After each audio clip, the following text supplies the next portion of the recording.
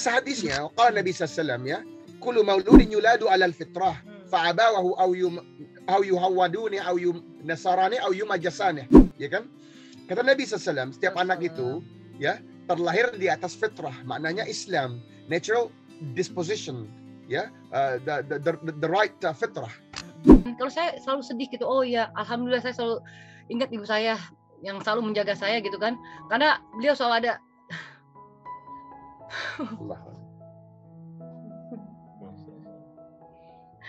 Selalu ada menjaga kita gitu kan.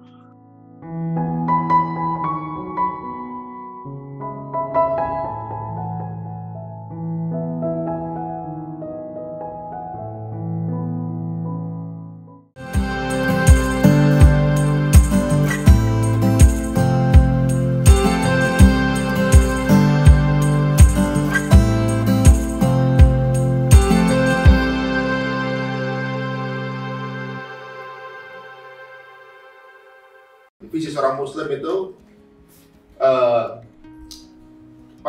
dunia hanya di tangan, dunia di tangannya, harta di tangannya nih, di mata kita kematian, dan hati adalah target kita adalah jannah. Yaumul akhir. Ya, jadi the last day, the belief in the last day is here. Ya, kan gitu ya. Nah itu. Jadi berarti semua yang kita jalankan di dunia ini pasti akan ada endingnya, tapi definisi suksesnya belum jadi sukses kalau kita belum yakin tempat kita udah jannah. Jadi masya Allah, dia luar biasa. Bukan yang yakin, meminjam perkataan Imam Ahmad bin Hanbal rahimahullah bahwa ketika kaki kananmu nak telah melangkah ke dalam surganya Allah, udah masuk. Jadi bukan berangan-angan, it's not an aspiration. Berarti selama ini sampai ke posisi itu adalah journey. Jadi perjuangannya itu sampai dari sini sampai meninggal, sampai nanti dihisab segala macam. Kalau kaki belum sampai jannah, itu masih perjuangan berarti. Belum sukses ya. Belum sukses ya Allah ya Rabb. Waduh, berarti kesuksesan itu cuma dunia ya. Kalau orang banyak duit, ini mah nggak ada apa-apanya, kecil, gampang itu, ya kan? Ya, sejarah membuktikan banyak orang kaya. Tapi kan gini ya. Itu kan nggak bisa, ibarat kata begini, he will leave that wealth, or she will, he or she will leave the wealth. Kan nggak mungkin kita bisa ya. There has to be a point where you will part with the wealth. Akan ada waktunya di mana kita akan berpisah kan dengan dia. Iya. Benar kan? Benar. Dan itu kan bukan sukses. Ini ya, Afwan, banyak tokoh-tokoh kita ya, yang ya kita belajar ibrahnya dari mereka. Anaknya pintar belajar, nyokapnya tua ya, toku, anaknya malah cabut. Nggak ngerti yang namanya birrul walidain. Ya wabil walidaini ihsana, kata Allah. Wabil walidaini ihsana, berbuat baik pada orang tua. Birrul walidain ini Allah sandingkan dengan tauhid. Ayatnya yang barang amat tauhidnya. Billahi minasyaitonir rajim, wa qad rabbuka alla ta'budu wa illa iyyahu wa bil walidaini ihsana. Nah, kalau kenapa sih begitu kencengnya? Karena itu tadi, apakah itu sukses? Antum kita kerja gimana, dagang segala macam sehingga anak bisa sekolah tinggi-tinggi banget. Tapi dia nggak kenal siapa Allah Rabbul Alamin. Dia nggak kenal siapa Muhammad sallallahu alaihi wasallam. Dia nggak kenal para sahabat radhiyallahu anhum ajma'in. Dia nggak kenal para tabi'in rahimahumullah ajma'in. Ya, dia nggak kenal bagaimana Quran, bagaimana hadis. Dia nggak kenal nih. Terus dia jadi billionaire. What for? Big fat nothing. Wallah al-azim, it is a big fat nothing. He becomes a completing a lost cause, yes, a liability, what they call it, a dead weight, ya. Yeah? Terus jadi seorang yang katakan penemu ini nothing, it doesn't mean anything. Kalau ini definisinya, ya, I don't see that as a success. I see that as extreme failure. Yeah. Nah, tapi kalau orang punya definisi yang berbeda nggak apa-apa, karena in that way we differ, ya kan? We have different opinion, no problem, ya kan? Bahasan itu nggak perlu dibahas lagi karena definisinya jauh banget, ya kan? Ya, landasannya juga udah beda. Ini menarik, saudara. Ini menariknya jauh lebih menarik daripada ekspektasi kita sebelumnya ngobrol sama Mas Reza, bahwa konsep parenting itu udah dikonsepin dari kecil dan luar biasa. Ibaratnya yakin bahwa anak ini bukan sesuatu yang dimanja-manja. Ini seperti ada dalil yang mengatakan bahwa anak itu besarnya akan seperti apa tergantung orang tuanya, kan gitu. Enggak gini, karena bahasa hadisnya qala Nabi sallallahu ya, kullu mauludin yuladu 'alal fitrah fa'abawahu aw yuhawwaduni aw yunasarani aw yumajasani, ya kan? Kata Nabi sallallahu setiap anak itu ya terlahir di atas fitrah, maknanya Islam, natural disposition, ya, the right fitrah. Kemudian orang tuanya yang menjadikan dia Yahud, menjadikan dia Nasara, atau menjadikan dia Majus, gitu kan? Bener ya? Ya. Tapi kan orang tua ini lupa kadang-kadang. Anaknya gede, iya gede badannya, hatinya kecil bakal apaan? Bener gak? Bener. Nah, yang kita bicara ini bukan lagi balita, kita bicara batita gitu ya. Bahkan kalau kita sebenarnya kalau bahasa Islam ini, teman-teman, ini sebelum nikah orang udah bicara ini gitu ya. Itulah. Before even marriage, when you choose your wife, when you choose your husband, you talk about Quran and Sunnah. Masya Allah. Dia mundurnya panjang. Kan ini kan karena sama-sama pengen untung kan. Kita lihat bagaimana ya tadi ya. Ini kan kita bicara sukses kan. Tentu kalau definisi sukses itu punya banyak untung kan gitu kan. Bener ya? Nah, kalau banyak untung gimana? Nabi SAW ajarin kita konsep yang paling penting ya. Ya. Kalau Nabi SAW, "Idza mata al-insana anqata amalu anhu illa min salatha." Ya. Ketika seorang mati maka putus seluruh amalnya kecuali yang 3. Ya kan? Sadaqatin min jariyah, atau ilman yunfa' bih, atau walidin yad'u lahu. Seorang mati itu putus semua amalannya kecuali sedekah jariyah, atau amalun jariyah, ya, the gift that keeps on going in perpetuity. Al-ilman yunfa' bih, the beneficial knowledge, ilmu yang bermanfaat. Dan yang terakhir jackpotnya, anak-anak yang saleh dan salehah yang mendoakan kedua orang tuanya. Nah, pengen punya anak saleh dan salehah, insyaallah banyak insyaallah. Ya, dia perlu sedekah, benar nggak? Karena sedekah terbaik itu adalah seorang ayah menafkahi keluarganya. Kan ini suka salah orang kan? Bukan yang lain nggak boleh, tapi yang paling utama itu seorang ayah menafkahi keluarganya, itulah sedekah terbaik. Afdalus sedekah itu terhadap anak kita, keluarga kita. Terus al-ilman yunfa' bih. Mana mungkin ada anak yang kemudian tumbuh besar menjadi anak-anak yang saleh dan salehah dan mendoakan orang tuanya kalau ayah dan ibunya nggak punya ilmu. Maknanya kita bicara ilmu ini Quran ya, Quran dan Sunnah. Karena kalau kata Syekhul Islam Ibn Taimiyah rahimahullah, al-ilm qala Allah wa qala Rasul.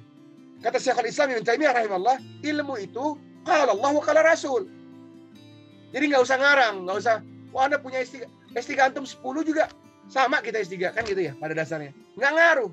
Berapa banyak teman-teman Anda yang sekarang udah jadi rektor segala macam ya, atau udah S3, tapi dia lupa belajar tentang Islam.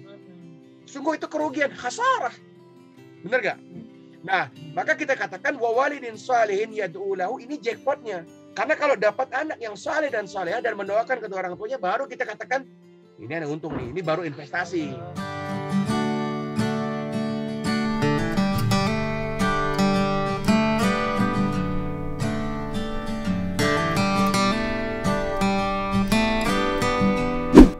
Ini baru dividen ini, ya kan? It keeps on giving. Kenapa? Karena kemungkinannya, chances Allah Subhanahu wa taala akan jaga keturunan kita. Kenapa antum bilang begitu? Anda bilang gitu karena Allah Subhanahu wa taala yang ajarkan kita. Suratul Kahf ya, ayat 62 sampai 82 Allah jaga. Di mana yang orang yang dijaga oleh Nabi Khidir dan Musa ya, fa'abahuma salih. Karena ayahnya orang saleh. Jadi kalau kita mesti strive. Kita mesti luar biasa coba jadi orang saleh. Bener gak? Walaupun hanya Allah yang tahu amalan kita diterima apa enggak. Karena Allah jaga.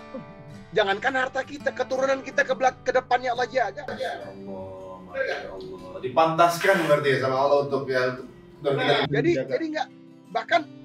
nggak mungkin rugi deh dagang sama Allah SWT. Jadi tadi balik, apapun profesi kita, ya profesor kah, pedagang kah, ya jenderal kah, aparat kah, dakwah harus jadi profesi utama gitu. Iya, insya Allah. Jadi kan ya karena anak-anak itu, karena dakwah itu terutama menjaga diri kita kan gitu ya. Sebelum orang lain memanggil kita kepada kesesatan, kita panggil dia kepada Kebaikan. kepada Allah Rabbul Alamin, kepada tauhid. Konsep yang paling gampang dijelasin, tauhid. Tapi kalau orang bilang Tuhannya 5, dia sendiri bingung yang mana. Dan ini fair-fair aja ya. Dia ada ya, benar ya. Ada Tuhannya 1000, dia sendiri bingung. Tapi kalau satu, nggak ada yang punya. Nggak ada yang keberatan. Iya, nggak ada yang keberatan ya. Afwan ada orang. Afwan, Ustaz, Ana ini nih bingung sama antum. Kenapa Tuhannya satu? Nggak ada, nggak pernah. Wallahualadzim, mana nggak pernah dapat itu. It makes sense, ya kan? Dan Islam ini kan it makes sense. Iya. Ya. Nah, jadi apapun, jadi bahasanya, apapun topiknya, ya, dia itu harus dibalikan kepada dasar kita gitu ya. As Muslims, ya, kita harus punya satu kecocokan dan satu keyakinan bahwa nilai Quran, ya, dan Sunnah adalah absolut. Absolut. Ini kan dari tadi kita lihat ya pola parenting yang masya Allah luar biasa banget, dimana kita memang harus dekatkan anak tuh dengan keimanan yang kuat, tauhid yang kuat gitu. Nah tapi dengan istilah ummah itu adalah madrasah pertama untuk anak-anak, dan tadi juga Mas Reza juga bilang bahwa sosok ayah ini harus harus bikin tegas gitu ke anak-anak kita, apalagi urusannya sama anak-anak laki-laki gitu. Nah itu gimana tuh pembagian untuk parentingnya? Kita kan cuma bisa bagi pengalaman apa yang kita implement di rumah ya. Ya. Jadi yang Mbak Nita itu bicarakan itu benar sekali. Umi adalah salah satu madrasah utama bagi anak-anak kita, salah satu. Jadi bukan fokus ya kayak madrasah utama, bukan, salah satu dari madrasah utama. Jadi karena kalau saya ya konsepnya, ketika kita sudah punya anak, ya udah tinggalin kerjaan kita gitu loh. Selama kita bisa sama kita bisa mampu untuk membesarkan anak itu, kecuali mungkin ada umi atau ukti yang mungkin ada ekonomi yang terdesak atau gimana yang terpaksa harus kerja. Tapi kita konsepnya kembalikan ibu-ibu kalian ke rumah, kembalikan istri-istri kalian ke rumah, karena anak itu membutuhkan. Kalau saya selalu sedih gitu, oh ya alhamdulillah saya selalu ingat ibu saya yang selalu menjaga saya gitu kan, karena beliau selalu ada.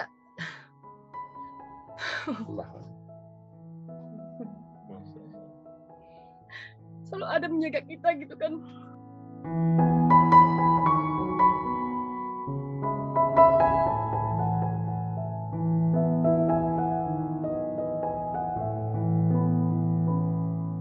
Jadi ya dari situ kita bisa mengambil pelajaran bahwa betapa pentingnya anak itu ketika ada ibunya di rumah gitu loh. Dia pulang, mah bukannya si mbak atau siapa si abang gitu kan.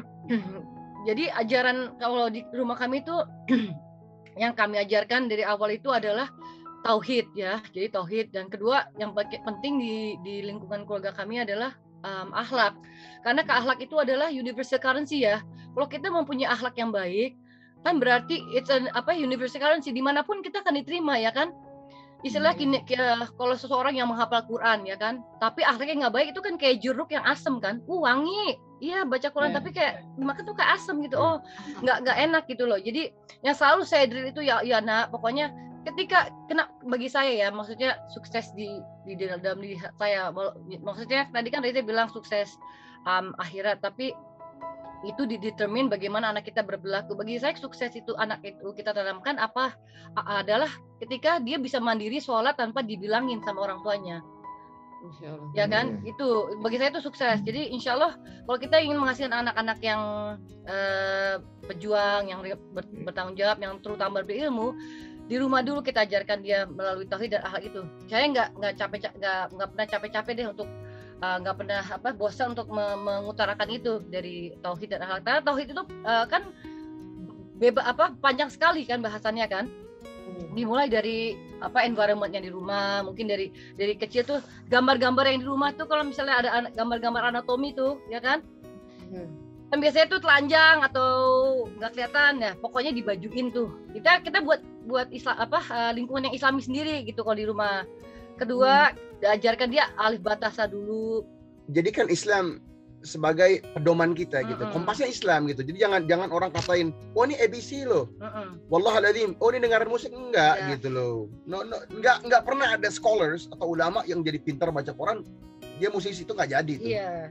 Karena seberapa banyak sih kalau Iya. anak ditanya tuh rukun Islam yang awal ya rukun Islam, rukun iman apa dulu, percaya sama Allah tuh apa? Percaya sama Allah berarti kita nggak boleh asosiasi apapun dengan Allah gitu loh. Kalau ketika kamu mengasosiasikan sesuatu dengan Allah berarti itu udah musyrik, itu udah syirik ya kan?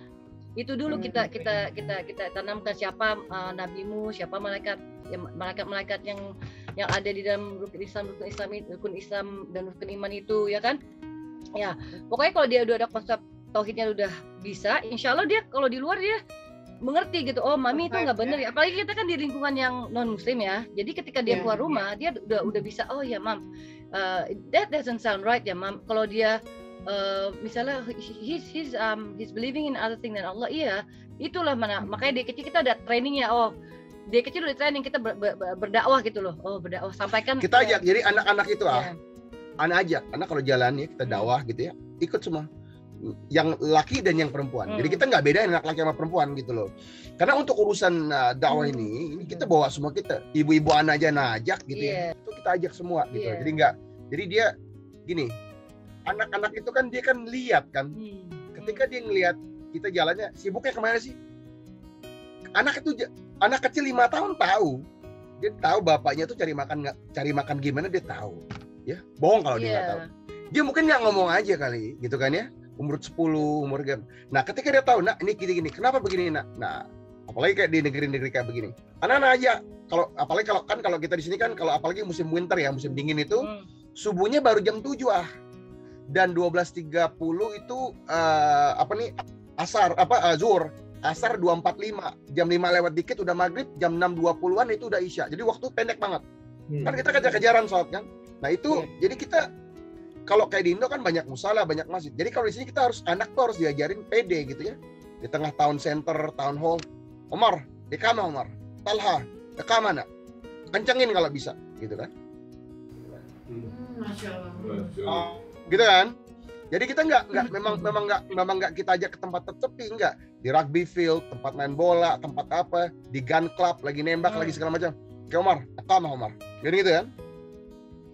Jadi karena dia nggak mungkin, mana ada guru yang bisa ngajarin begitu. Iya, jadi saya ajarin jualan deh. Jadi kalau dia lagi kungfu, dia selalu dakwah. Dia bilang, dia bilang, you know Allah is one. If you don't believe in Allah, you're not gonna go to heaven. Terus dia bilang, oh that's deep swearing ya gitu ya. That's not right. Dia bilang gitu. That's not right. You're dreaming, Mike. Dia bilang gitu. Dia bilang kata saya tapi nggak apa-apa. Dia bilang tapi you're dreaming, you're wrong. Dia bilang gitu. Ya, okay, dia tapi Omar biasa kena rejection. Iya, udah biasa. Karena dia harus biasa kan. Kan gini ya. Orang yang jualan keliling rumah aja. Kalau bahasa kita ini ya apa ya Via? Tahan banting gitu ya. Yeah. Jadi dia ngomong gini. Let me tell you about Islam. Nah, alhamdulillah ya, artinya masya Allah, tabarakallah. Ketika dia begitu, berarti dia ngikut kita kan, karena kita ngomong, let me tell you about Islam. Jadi dia punya sebelum orang itu udahan, one quick 10 seconds. Islam is believe in one God, ya kan? Bener gak? Believe in one creator, total submission, and surrender to the will of one Almighty God. 10. Dia udah sempat nyampein. Ya udah, kita kan yang penting nyampe kan gitu ya. Bahasa Qur'annya tuh indah ya. Wa qala Allah Ta'ala wa ma 'alaina ila balaghul mubin. Sungguhnya kita ini cuma seorang penyampai kan gitu ya. Jadi kalau bahasa kita ini ada paketan, kita Federal Express atau DHL. Mau lo baca, nggak lo baca, mau lo pakai, nggak pakai, gue udah dibayar kan gitu ya.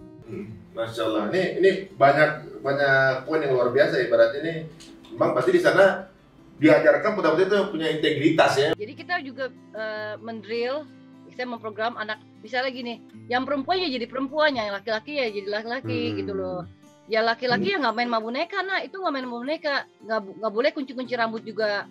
Ya saya terus terang aja ya, kalau sekarang kan kalau di lingkungan kita kan, oh ya udah nggak apa-apa, kamu di encourage. Dari di rumah juga kita nggak punya TV yang apa, yang Yang nyala on terus, yang on ah. terus. Jadi kita casting aja, kalau dia mau dia izin dulu, kalau enggak ya kita kasih kayak hukuman lah, kamu nggak gitu ya kan. Tapi dia udah tahu, jadi kita drill gitu, alhamdulillah malah hafalannya lebih banyak gitu di rumah nggak banyak TV. Kalau nggak kan dikit-dikit nonton TV mulu. Jadi konsepnya adalah kalau misalnya kita nggak bisa ngontrol anak kita untuk main gadget, ya udah jangan dikasihin gitu loh. Ketika kita udah siap memberikan gadget itu, berarti rasakanlah apa impact-nya. Kalau misalnya nggak perlu kan dia nggak perlu. Jadi kita harus bisa tahu kapan diberikan gadget dan perlu kedewasaan kan. Nah, tapi nambahin lah. Tadi kan antum ini seolah-olah ini kan kesannya kan kita keras banget. Iya, Enggak iya, gitu, iya. enggak gitu. Islam tuh di tengah-tengah. Enggak ada, kita sangat sayang. Justru karena sayang kita yang luar biasa, maka kita jaga. Tentu yang kita pengen jaga yang utama adalah tauhidnya, artinya rohnya, gitu ya. Berapa banyak orang yang anaknya dia kasih makan, dia kerja keras, besar, gede gitu ya, tapi dirusak oleh lingkungan, gitu ya. Orang dengan paham yang salah, gitu ya. Tidak mengerti yang mana siapa yang harus disembah, ya, atau ya berbagai macam masalah lah ya. Kita juga belum tentu selamat, tapi kan kita seorang mukmin itu they die trying, ya kan? We gonna go to a qabr trying, insyaallah. Jadi kita caranya gimana? Karena kita nggak mau dia gadget, karena kita nggak mau, kita ganti apa? Misalnya dia anak-anak di sini demennya motor cross kalau anak sini pada gila motor semua di sini. Karena ini ya, medannya begitu ya. Racing bike ya, motocross, terus dia mancing, nembak. Kebetulan anak sama Siti juga cinta banget sama nembak. Gitu loh. Dia nembak, berburu gitu loh. Apakah itu kijang, apakah itu angsa, apakah itu kambing liar, apakah itu bebek terbang. Tapi juga terbang dari. Iya, jadi gitu. Nah, jadi dia harus sibuk. Ya, kan dengan kegiatan lain ya. Jadi nggak bisa, kita juga nggak bisa gini. Kita juga nggak bisa. Jangan gadget tapi kamu di rumah aja, itu nggak fair. Iya. Tapi maksudnya dia juga main gadget juga, cuman ada batasannya gitu kan. Iya, artinya kan they don't have a phone. Cuman komputer apa gitu kan. Jadi gini, we don't give them a phone gitu ya. Kecuali dia udah sampai high school deh baru kita kasih. Wah, tapi kendala sekarang di Indonesia ini di pandemi ini semua online di Reza. Mau nggak mau harus pegang gadget. Jadi gini, kalau anak masih gini. Jadi semua yang internet itu ada di ruang tengah. Kelihatan gitu. Nah, itu sama, tekniknya sama itu. Jadi nggak ngumpet gitu ya. Ya, jangan ngumpet. Saya paling nggak suka kalau ngumpet, ngapain. Jadi kalau dia dikasih beginian, dia kan nanti dia jalan kan kemana-mana. Itu kita nggak mau gitu loh. Kita lihat, oh iya bisa. Yang penting kuncinya kan kontrol kan, kontrol. Oh kamu bisa kontrol, berarti kamu ya. Yang penting kamu bisa. Oh iya. Kalau di rumah kan kita bisa kontrol, kalau di luar kan kita nggak bisa. Jadi dia dikasih yang tadi gitu kan. Then they do sports.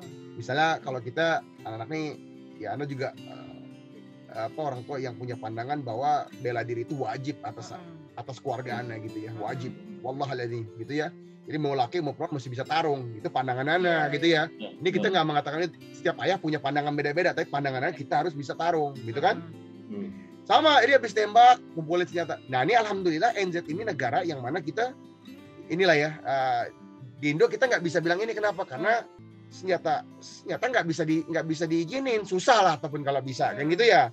Hukum NZ mengatakan nggak apa-apa, kita bisa nembak sama anak nembak sama Silvi sama siapa gitu kan ya, berburu. Jadi anak-anak itu pas pulang membuka dia mana ini, wah ini gimana nih, oke bagaimana bersihin, jadi ngerti gitu. Jadi dia ya harapan kita responsible sama yang namanya ini bukan mainan kan gitu ya. Jadi kita sambil ngobrol kan gitu ya. Dan ini kan ilmu-ilmu yang terkadang kan nggak bisa kita ngaji beginian. Ini ada cerita ya. Kalau kita lihat, kalau antum mandang para ulama ya, dan kita bicara ulama yang kabir, katakan Imam Bukhari rahimahullah. Imam Bukhari rahimahullah itu punya hobi ini ya, berburu gitu kan. Padahal kalau kita pikir di antara hadis-hadis yang beliau kumpulin, enggak, setiap orang punya hobi gitu ya. Cuman Islam mengajarkan kita atas hobi yang bermanfaat gitu ya.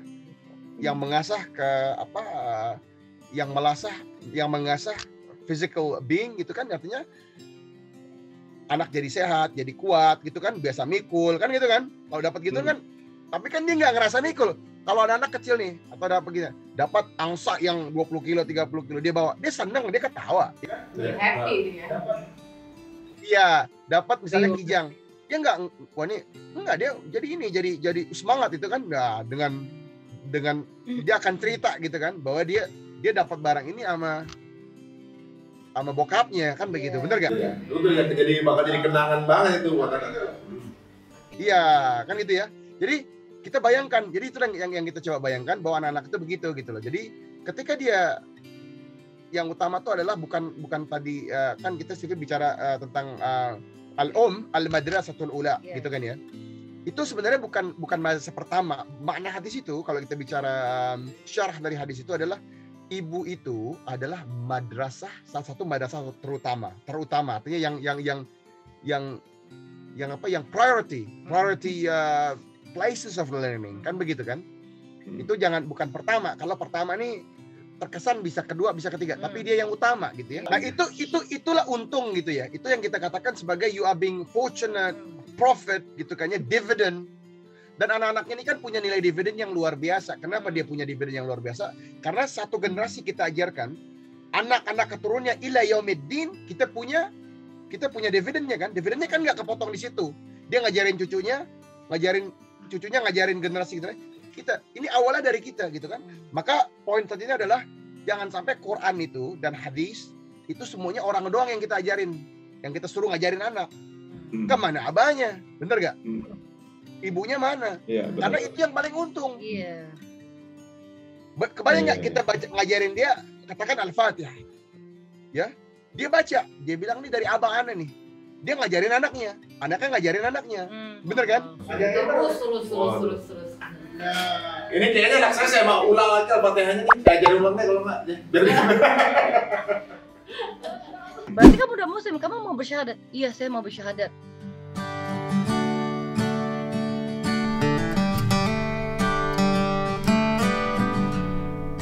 Jadi pada dasarnya kata Allah Subhanahu wa taala ya, kita ini diberikan berbagai macam sarana, semua orang fattaqullah mastata'tum. Maka bertakwalah kepada Allah sekuat tenaga gitu ya.